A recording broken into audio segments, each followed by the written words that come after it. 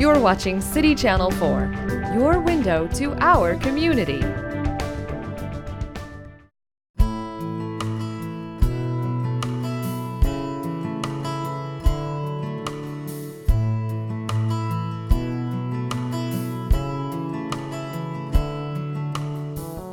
Today's presentation is Organizing, Managing, and Protecting Your Financial Records.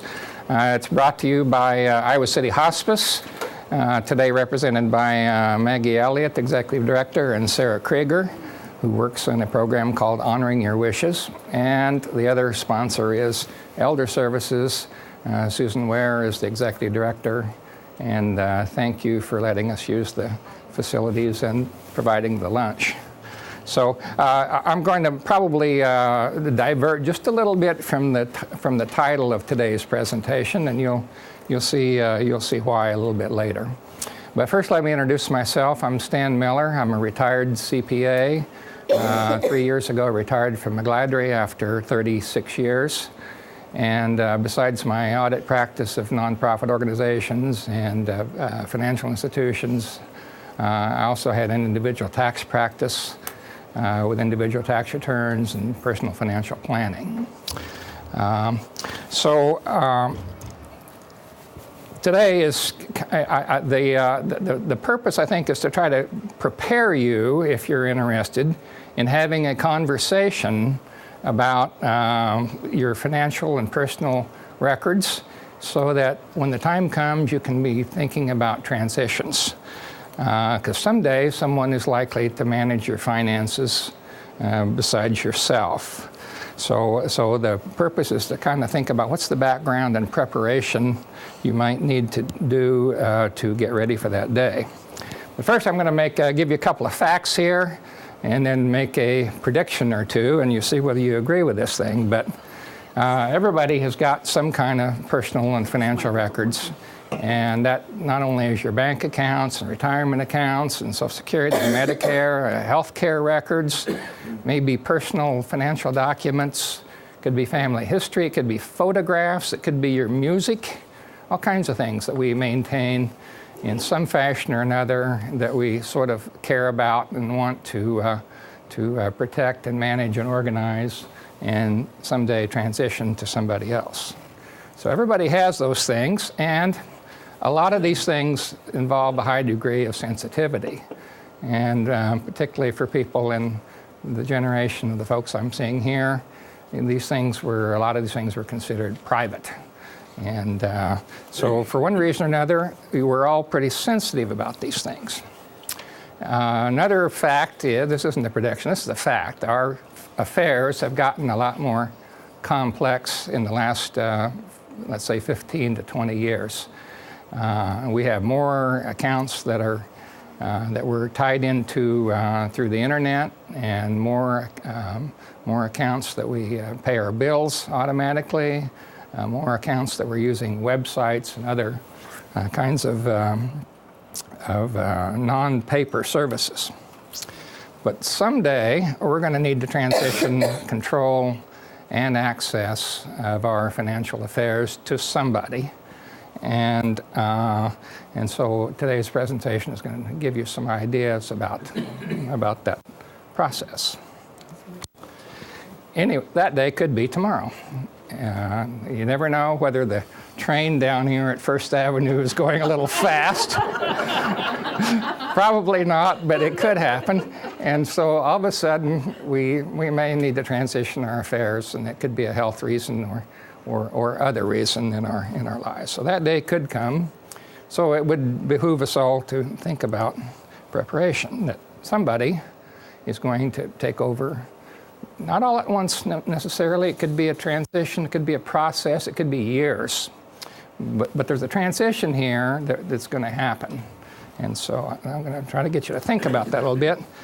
So we and our loved ones, our immediate family, would all probably benefit from a conversation about these affairs, and you'll see that there's certain information that these folks are probably interested in, and certain information we probably should be thinking about transitioning to them at the appropriate time.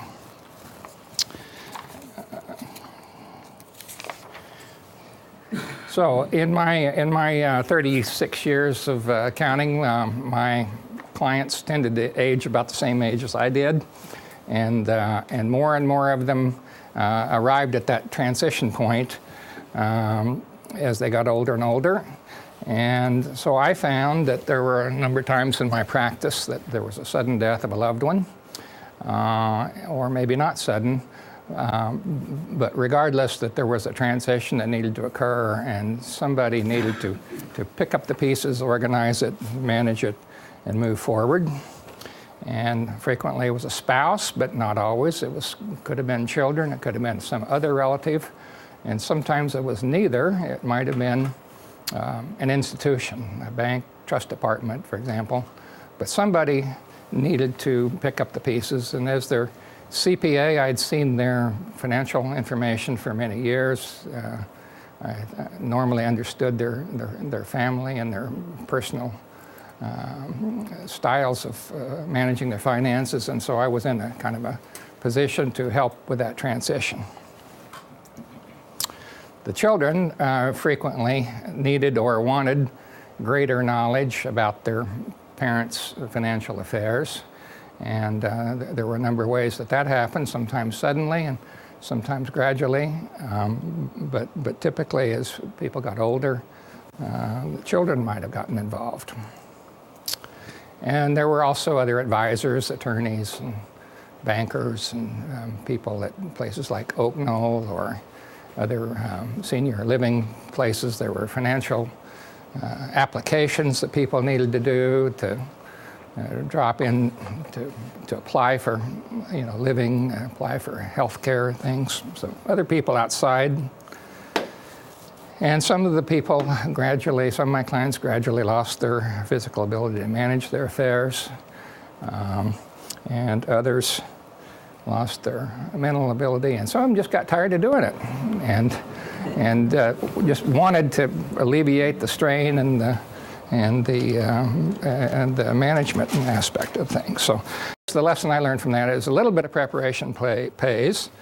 And certainly dealing with the loss of a loved one is difficult enough with all the emotional aspects, but also having to pick up the pieces of financial management and other data and records can be almost overwhelming if you aren't the person who was initially involved in those affairs. So this happened way too often here. People are digging through the file boxes and the drawers and finding the envelopes that weren't opened, and car insurance and titles, and people dealing with the change in ownership of all this stuff. So this whole physical aspect of even finding these things was frequently a problem. But if we do a little bit of preparation and organization now, it'll give us control now. We'll maybe feel a little bit better about our own ability to control, and it certainly organizing a little bit now will facilitate the transition when the time comes. So the surviving spouses and particularly the children who are living in distant locations, they're not here physically in the community, and they may need to get involved, and frequently do at some point in their parents' life. And if you're not physically able to get together, then there's a huge challenge there. So, but before we're going any longer, I want to do a couple of commercials here for you guys on television. First, we're going to do a commercial for honoring your wishes. And honoring your wishes is kind of what got me here. I have before me a couple of the documents from honoring your wishes. I'm going to pass these things out, and you can kind of take a quick look at them if you haven't seen them before.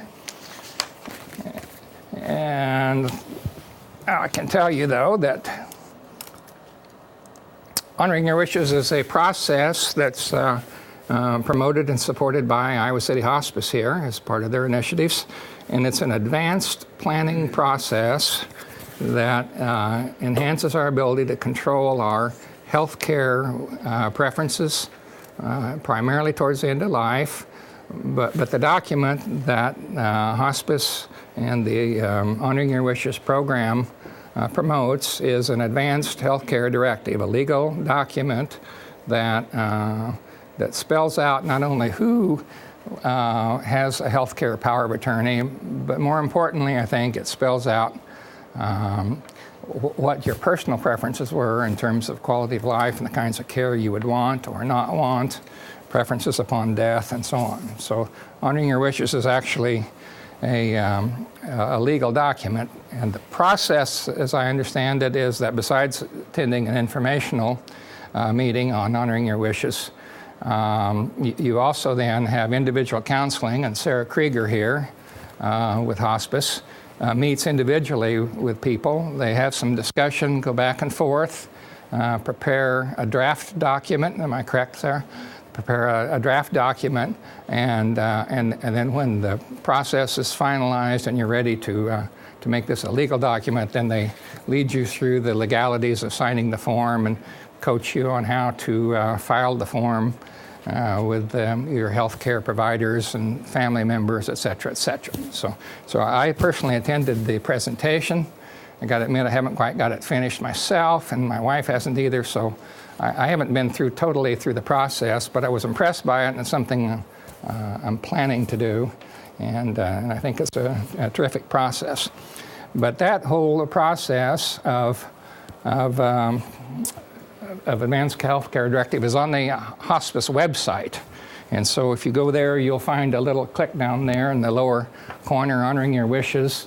And if you click, you can open up the document that I'm passing around to you is the like a 6 or 7 or 8 page healthcare directive, and filling in the blanks is the science, is the art of it all.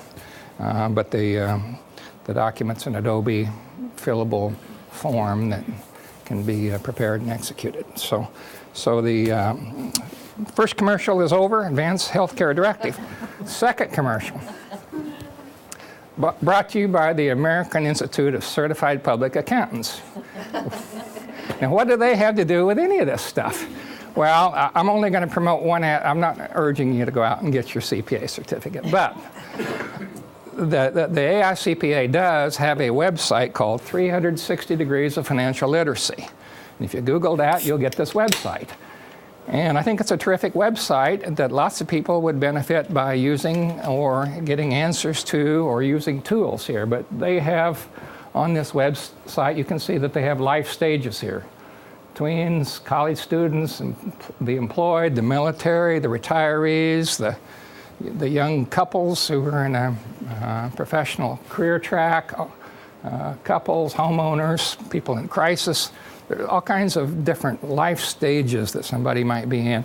And if you click on those things, then it opens up to a much more detailed list of topics that would be of interest to people in that situation. And then there are a number of tools as well. You see up there tools at the top of there. So there's a number of tools that they will drop down that you can use in your personal affairs. So I think this is a terrific website, and I got some of my materials from these folks. A lot of the materials I'm going to take you to next came from the retirees section of this website. So I would promote that. If you haven't looked at it, it might be a good resource for you. Now, I want to talk a little bit about the crucial conversation. But first, before we talk about the kind of crucial conversation dealing with your finances today, I want to take you back to a conversation you might have had years ago with your children. And they were maybe this tall or this tall, and they were starting to ask some questions about certain aspects of life. And you wanted to give them some information, but you didn't want to know exactly how much do I want to tell them, and should this be pretty explicit or should this be less? So, there was a time in your life long ago that you maybe had a crucial conversation with your children. And so fast forward now, 30, 40, or 50 years later, and I think there's another crucial conversation that they're probably interested in. And it's not about drugs, and it's not about sex, and it's not about rock and roll. It's about you and your financial affairs. And so we get into this question about how do I talk to my elderly, apologies to the elderly if there are any here, how do I talk to my parents about their finances? Or let's turn the conversation around, how do I talk to my children about my finances? And this is really the materials that that I'm presenting today that come from the AICPA's website. And it just occurred to me in my professional career of doing tax returns and financial planning that these kinds of conversations and issues are really a parallel to what hospice is doing with the advanced healthcare directives. It's talking about your healthcare and your life decisions. This is talking about your personal and your financial decisions. So, talking to your parents about money, talking to your children about money. This is written, these words, by the way, are talking from the perspective of the children, but you can easily turn that around. This can be difficult. And many in our generation think that this information is private and it's none of your business. And don't want to share my concerns. I'm not going to give you my opinion, and this is me and this is you. And so having that conversation may be difficult for us to have with our loved ones, and it may be difficult for them to open the door to that conversation. But if you're reluctant to talk to them or they're reluctant to talk to you, you need to have some mutual respect and concern about, those aspects. But your children may or loved ones may have concerns about you, and your financial information may impact their lives. Particularly if you're not able to fully support yourself or you need some assistance in certain areas, managing your affairs and so on. So probably at the very least, without handing off any control, we could probably have discussions about personal financial records, housing, healthcare, budgeting, and what kind of plans we might have for our estates. So there's probably some medium ground in there that we can have a conversation. But what if I'm not quite ready to talk to them? And if I'm still able to manage my personal affairs, maybe we drop it and agree to talk about it at a future point. Maybe things in my life change that I'm more likely to have that conversation with my loved ones. But there could be another avenue to these discussions. One could be another family member, a trusted friend, a personal financial advisor, attorney. Could be somebody else who kind of acts as a bit of intermediary. And I think I did that a number of times in my career when my clients were in a stage of transition. But there'd be two important aspects of this kind of crucial conversation. One would be, whether I'm ready to have the discussion with them and whether they're ready to have the discussion with me. So this motorcycle goes 160 miles an hour. And my son just bought one and says, "Geez, Dad, I just got this crotch rocket." Now, do you think I'm ready to have the conversation with my son at this point? Probably not. So the time has to be right. They have to be ready. They have to reach a stage of maturity, financial independence, hopefully, and to be able to have the conversation. So I need to be ready to have the conversation. They need the time has to be right. And I'm certainly not going to coach anybody here on when that time is or how to open the door to the conversation. But what I am going to talk about is, what do you think that they need to know? And they probably need to know something when the time is right about which financial institutions you use, your bank and brokerage, insurance policies, and they probably need to know, it would be helpful if they knew something about your account numbers and online usernames and passwords and life insurance and what are your Social Security and disability, and how do you pay for your Medicare supplement policy, and how about the car titles and the abstract of the house if you have one. And so there's a number of things there that they probably legitimately would need to know when the time is right. And then they probably would need to know something about, do you use any financial or tax advisors, and who are they, and what's your relationship with them? And this sort of gets into what's the relationship, how often do they meet with them, and would it be helpful for your loved ones to join that, one of those conversations or be introduced to these people one way or another? And then your loved ones probably need to know, at least conceptually, how are you doing on your finances? Are you able to manage your bills, and do you need help with credit card statements and making sure that payments are made on time, or keeping track of medical expenses or medical appointments and property taxes getting paid on time? So there may be some things like that that the children need to know. So they probably would like to know something about if you have a durable power of attorney, if you have one of these advanced healthcare directives, your will, other legal documents that an adult child might use to manage financial affairs. And do you have a will? And where is it? And who's the executor? And if it's more than 5 years old, is it still fairly current? And are their wishes really what they were when the will was drafted? Do they have personal specific designations for, the China collection or whatever? So those are things that would be helpful to have the conversation about.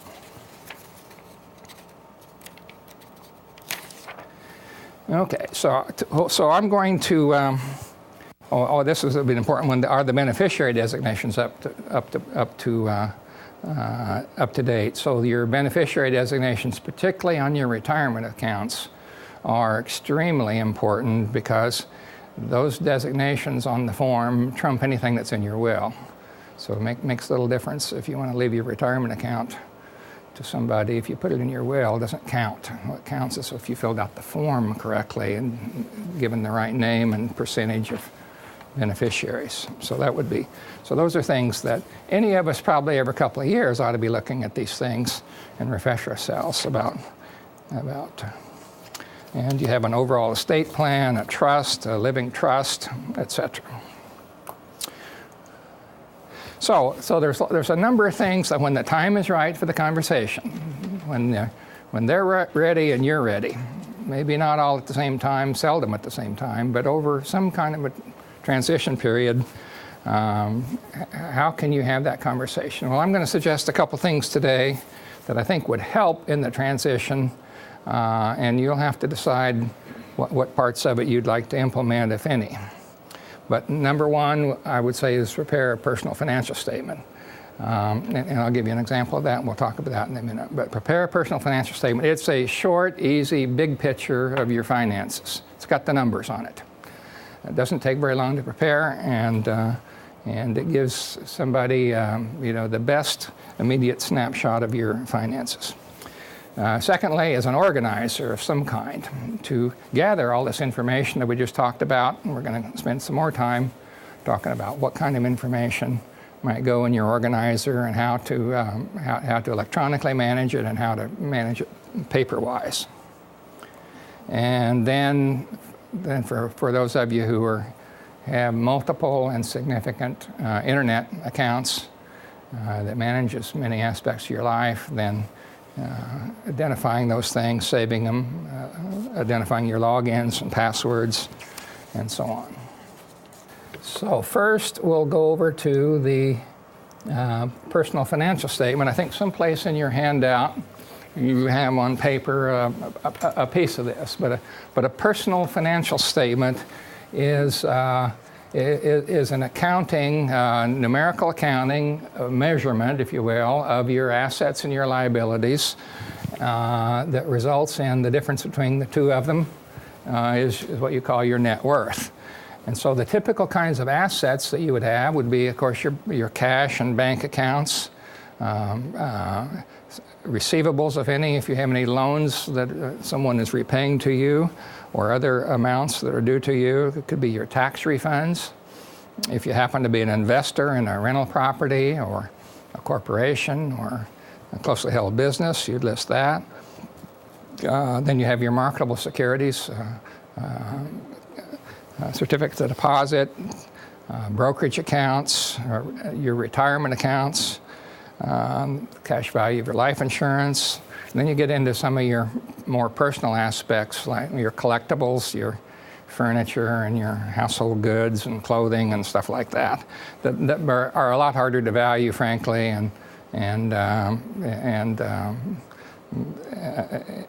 probably would be just recorded as an estimated number.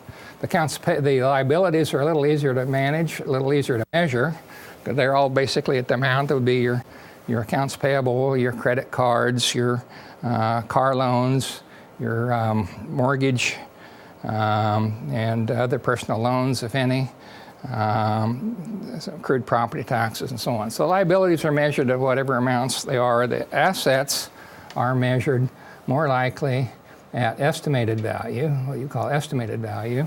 That'd be the amount a buyer might be willing to pay. Some of these things you can estimate fairly well, even though they might have a broad range. What's the value of your home? Well, you can look and see what the Johnson County assessor lists it at, but you can see what the neighbors sell for. You could look in the papers, you could make a guess and round it off, but nobody knows that number until you actually sell it. So it's an estimate. And the value of your vehicles and your collectibles and your artwork and so on, these numbers tend to be fairly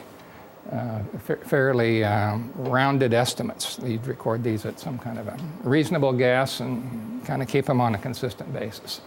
Some of them are just an indication that I have some household and personal effects, but you probably would not, in preparing a personal financial statement, sit down and make an inventory of all of them. You just put a number in there. So you would probably have, when you prepare a personal financial statement, you'd try to have a simplified statement that lists your assets, your liabilities, and your net worth. If you've maintained this on a comparative basis for a couple of years, then you have a greater ability to kind of see the trends and what's happening, and is my net worth going up or down, and so that can give you some insights and perspective over a several year period of time if you keep these things. I would suggest most people do this once a year. Do it at tax time at the end of the year, and you can do it on a sheet of paper. You can do it. This is an Excel template, which works pretty well. You can do it. You can also find these statements online. If you Google personal financial statements, your browser will find you a number of these things where you can fill in the forms. And so the idea would be to find one that you like and can use on it. But whatever it is you use, you probably try to get the big picture on page 1. And then you might have some sub-accounts over here to show what's in the cash group and the savings in Bank A and Bank B, and what were the receivables and what were the tax refunds, and listing your vehicles and their estimated value, and what kind of stuff is in your accounts payable. So you can keep, use something a little more detailed. Try to keep the primary page to the big picture, and then do something else to keep track of the detail. And in particular, it's probably relevant to be even more detailed in your financial accounts, your investments, your marketable securities, and your retirement accounts, and not only split out what's the total for our household, but it's important in this case to split it out by who owns it. So if it's jointly held, you split it between spouse A and spouse B, but if it's my retirement account, I list it in my column. If it's my wife's, listed in her column, because that has a lot of significance to estate planning and how you're going to draw down the money someday. So I would encourage people at any stage in life. If you're 30 years old, it's a big good idea to do this, and it helps you get some perspective over a long period of time about your finances. You would like them for over a period of time for your net worth to increase, but at least it helps you monitor and understand. And if you're going to transition to someone, I think this is a really good tool to use. Okay, the second document is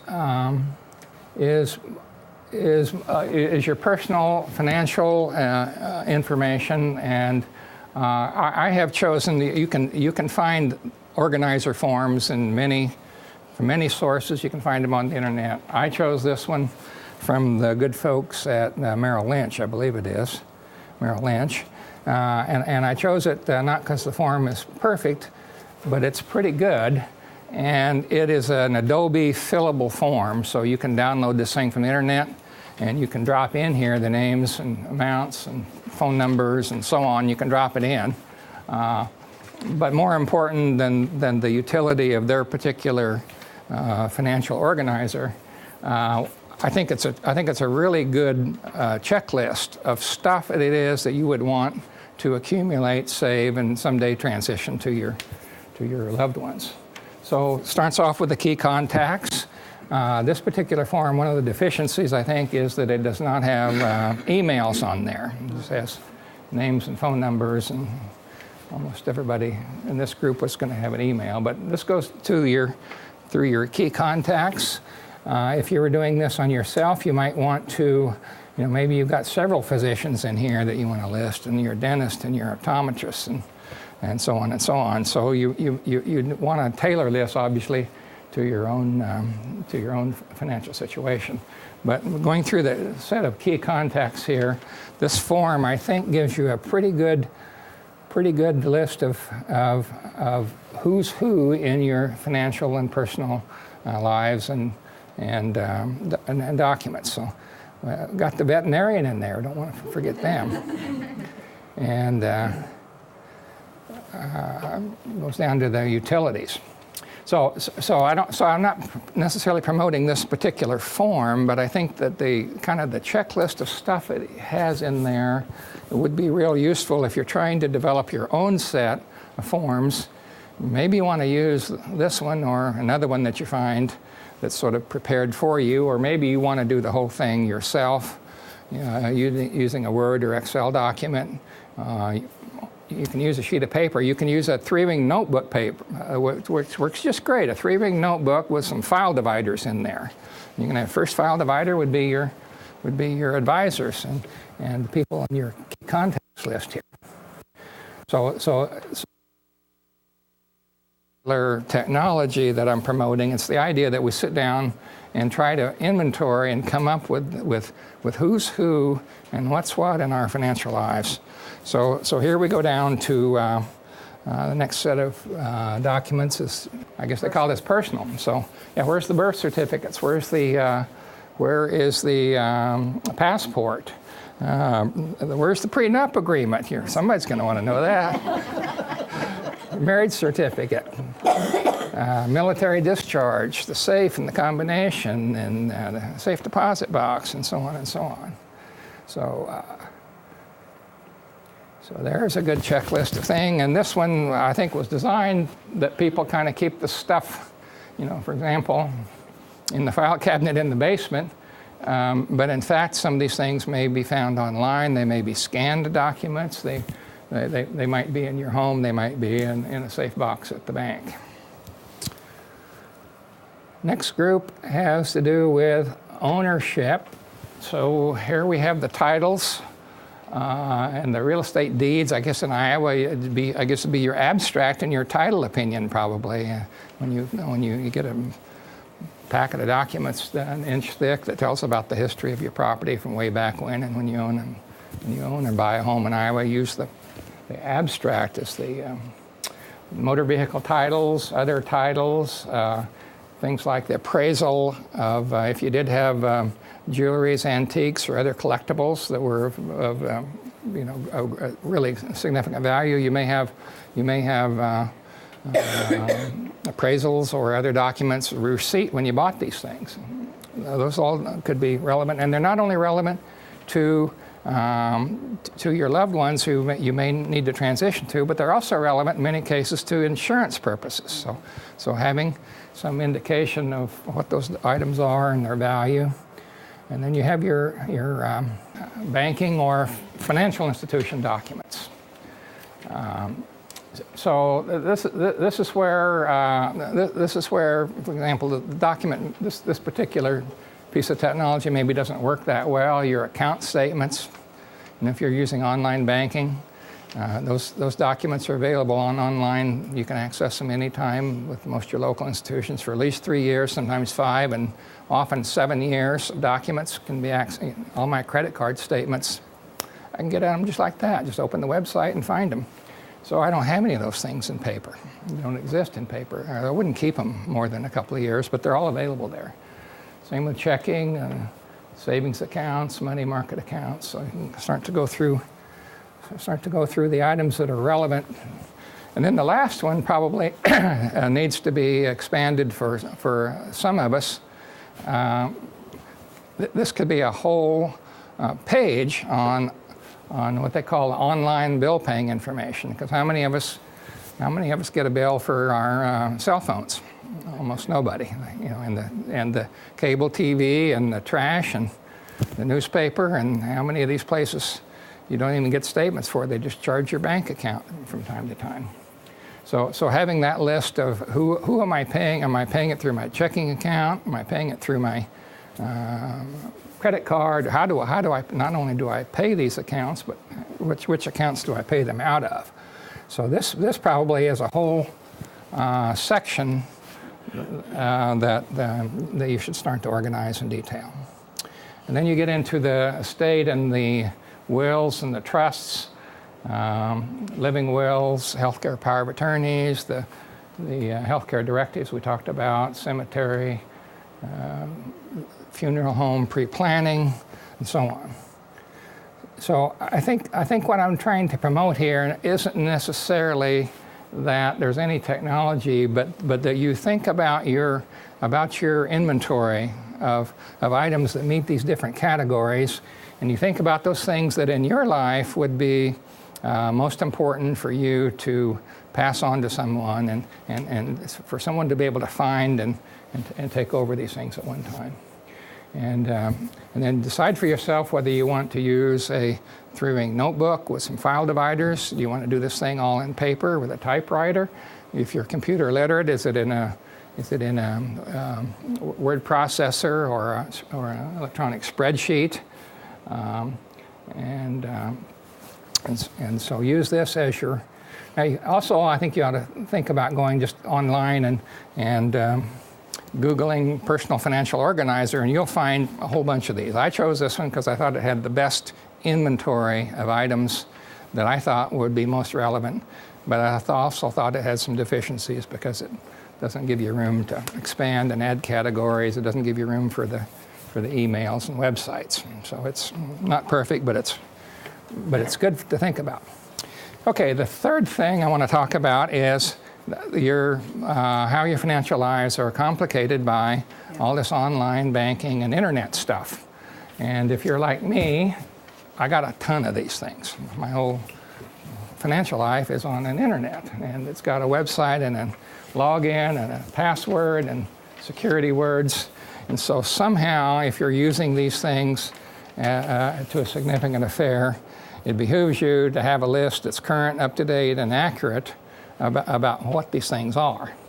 And so what I'm illustrating here is one where, this is an Excel document, so I'm illustrating where you use a tab for your different financial accounts, and that can be anywhere from your bank account and your debit account, your health savings account, and all your credit card accounts.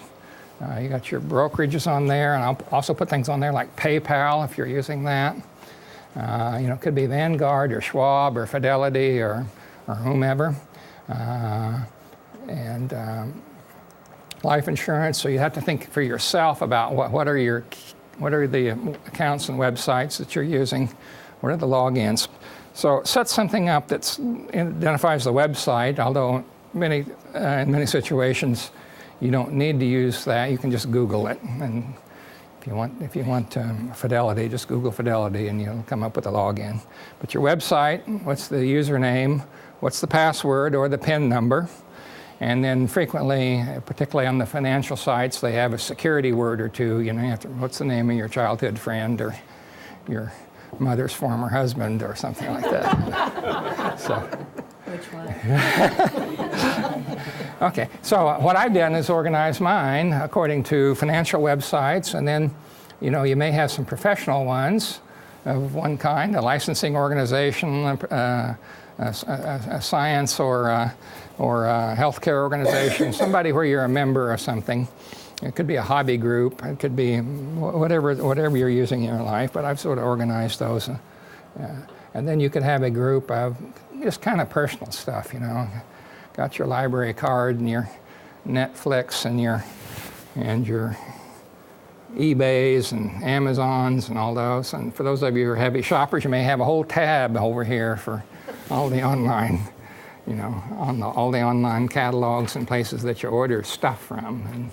And you can, whether you mix or match these, organize them however you want. But I think it's a good idea to save these. And then travel could be a category, and certainly healthcare could be a category that could have your health insurance and your medical providers. In this case, U of I has a MyChart, has an online access to your medical records at the university system, prescription plans, et cetera, et cetera. And then you could have maybe communications. So that'd be your phone and your cable and your internet and your magazine subscriptions and so on. So now the hard part, after you get this organized and get this thing prepared, you've got your list, you've figured out who's who, and what are my logins and passwords, and you got this all current and up to date. You need to, keep it up to date, and you need to protect it somehow. So then you got to say, how do I want to protect it? And I'm not going to tell you exactly how to protect it, because there's a lot of controversy about that, and I don't want to be responsible if your stuff gets hacked into. But you could think about keeping the thing off your computer on a flash drive, in a file in the flash drive. You could keep it on paper and you hide it in the upstairs closet above the old basketball, you know. You can think of where it is that you're safe and secure with. You could keep it completely off-site if you have a system to do that. So you have to think about, once you have, this is really pretty darn important and secure information. You don't want this stuff getting lost. And so if the tornado wipes out your house and all the stuff is gone, that's a problem. So you have to think about, in your life and what you have, how is it you're going to save and protect the stuff? Are you going to have a second duplicate copy someplace?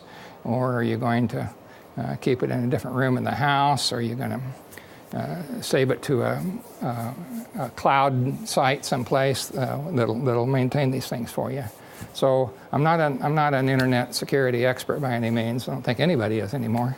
But so I'm going to back off from telling you how to save this thing. But it is important to organize the stuff, to figure out what do you have, keep it current, and then figure for you what's the best system you can come up with to save and protect this stuff. So, okay, so from here I've given you 3 basic ideas about how you could prepare for that conversation someday.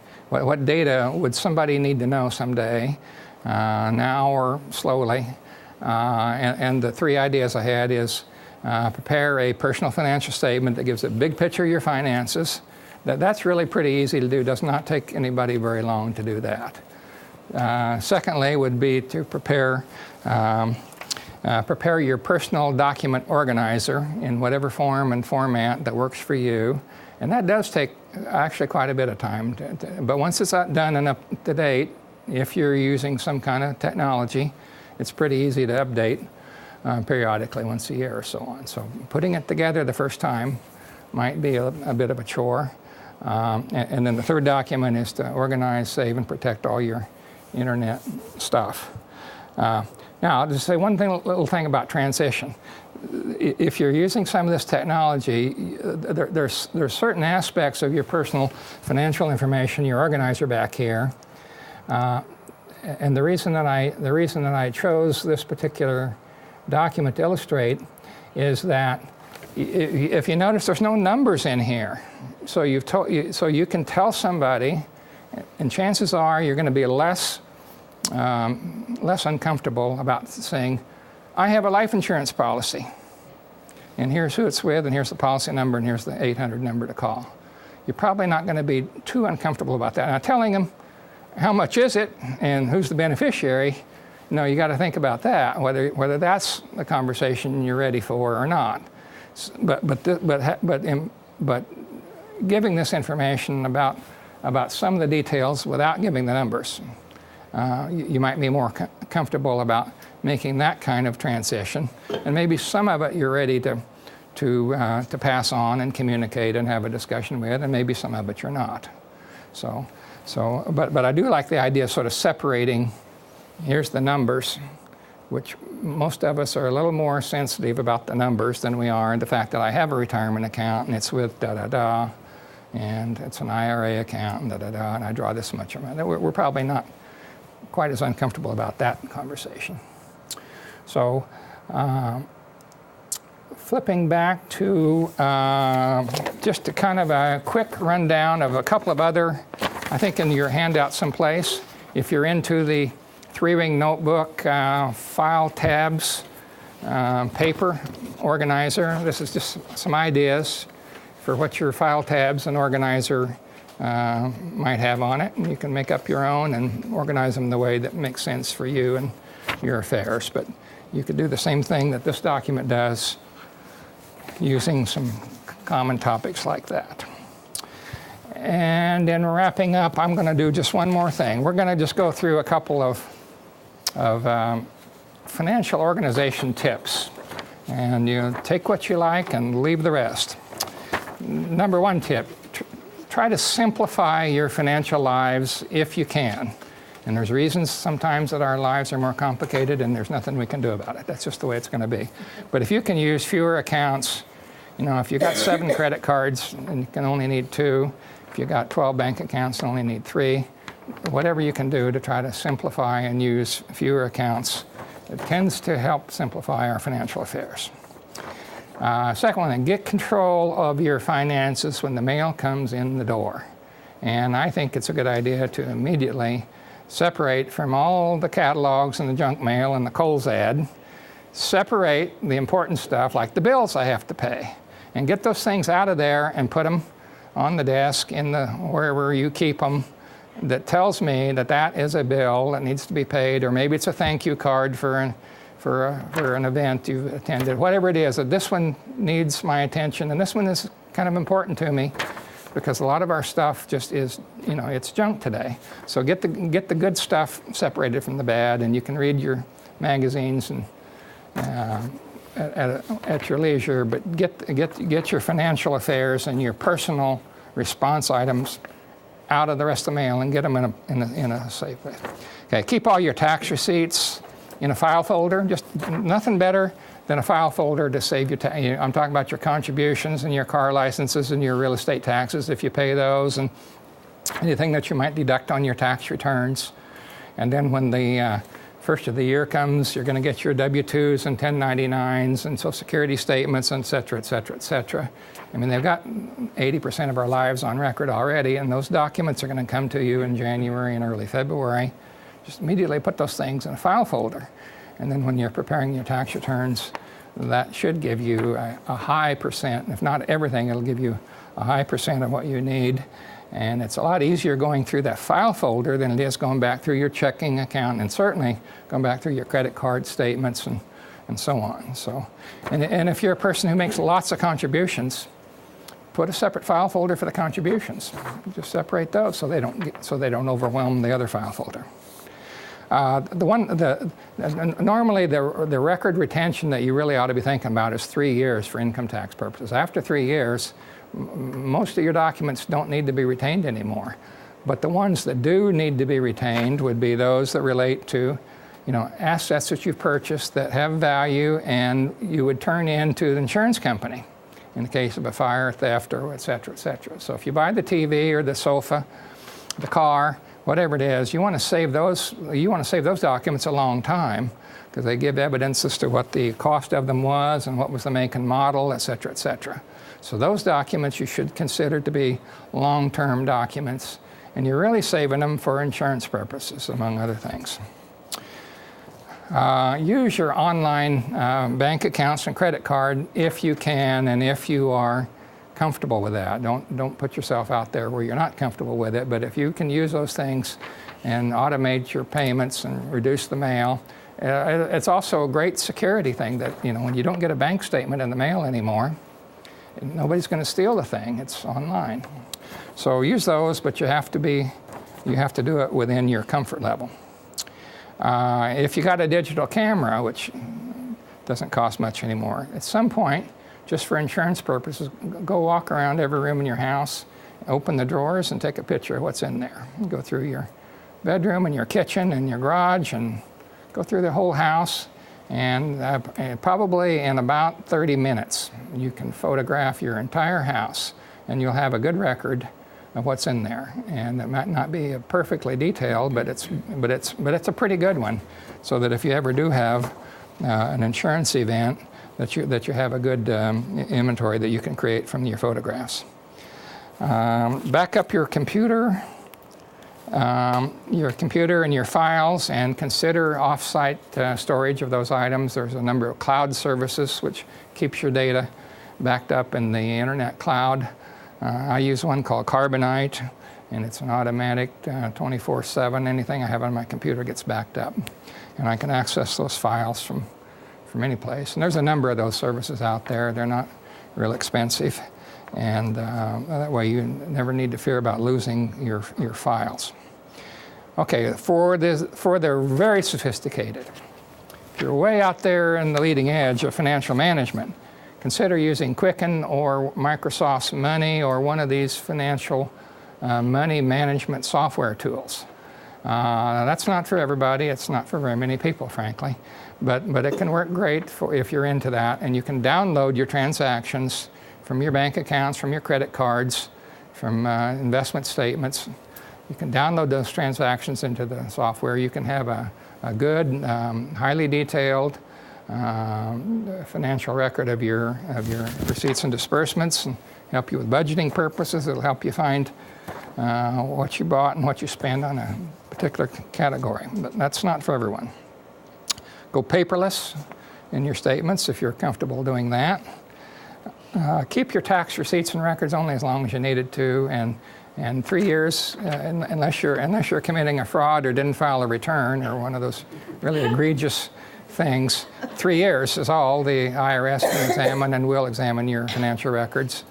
There is an exception if you're depreciating a vehicle or a building or something like that. You might need to keep those records longer than 3 years. But for your basic personal financial records, after you filed 3 years of tax returns, your records can be.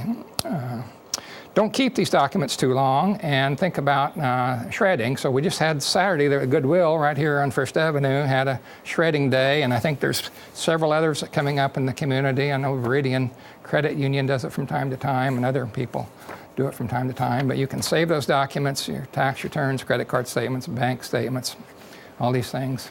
And from time to time you can take those down, and they'll put them in a secure shredder. We already talked about the automatic bill payments. So we have just a couple of minutes left to wrap up here today. I thought I'd see if there's any particular questions or comments. All the paper that you get from past jobs that are in boxes, can you just throw that away? Well, I would be concerned about the... I think the question is if you have a paper from your last employment, payroll records. Yeah. Boxes and boxes. No, there's no reason to keep documents unless they relate to your income tax return, which is all you really need is 3 years, or if it relates to an insurance, if you need to keep that for insurance purposes. But many of the records you may have stored here, there, and around are not necessary to keep. Now, I would encourage you to think about getting rid of them in a secure fashion, and in this case, it sounds like you'd want to use a secure shredding machine. And you can use a personal shredder, but it takes forever. What happened to 7 years? I always heard 7 years is a guideline that most businesses use, and 7 years is okay, but 3 years is all you really need. And particularly if you're using, if the record is a bank statement, a brokerage statement, a financial institution, all those statements are available quickly and easily. They never really go away. So,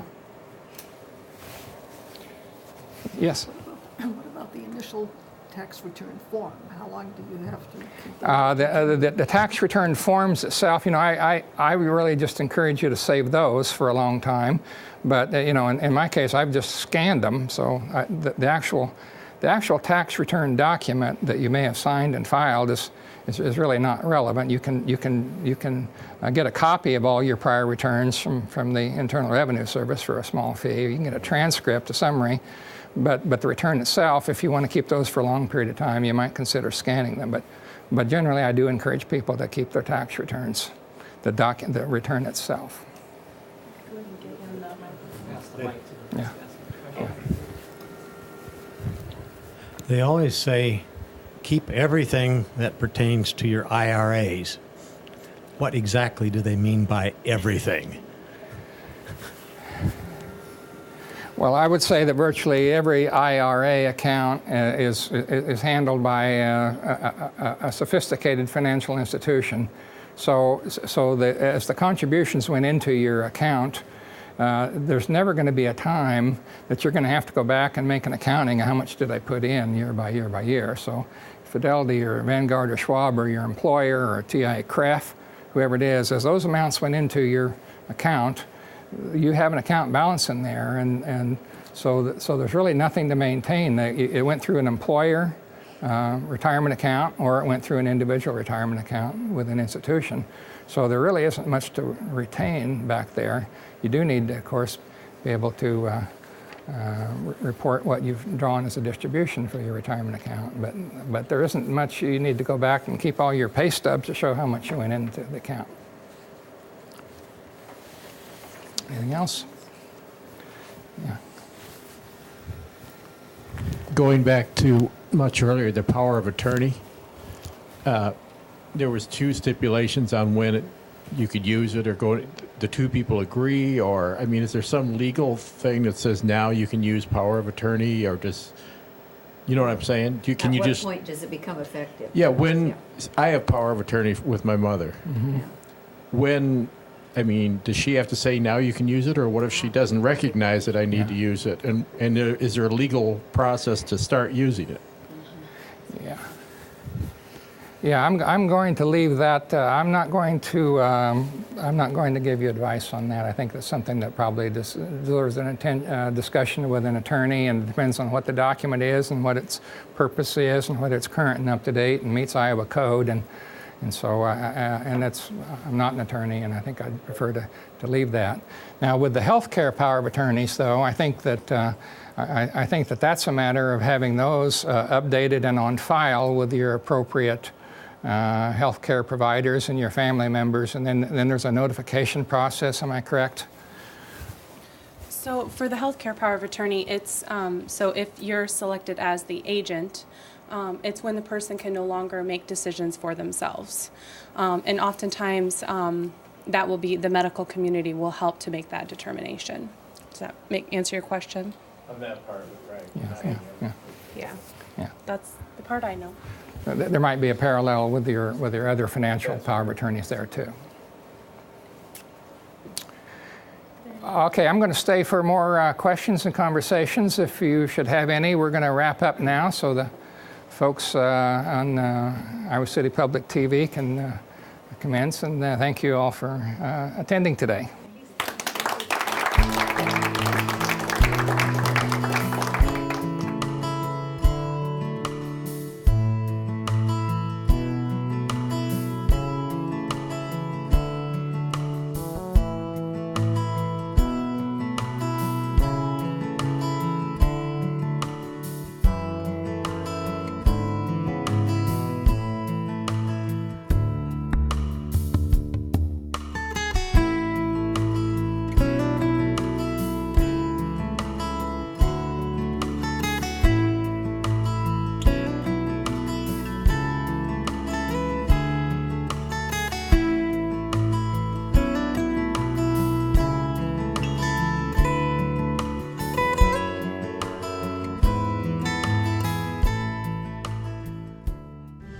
You're watching City Channel 4. On TV, online, on demand, on Facebook, and now on the go on your mobile device.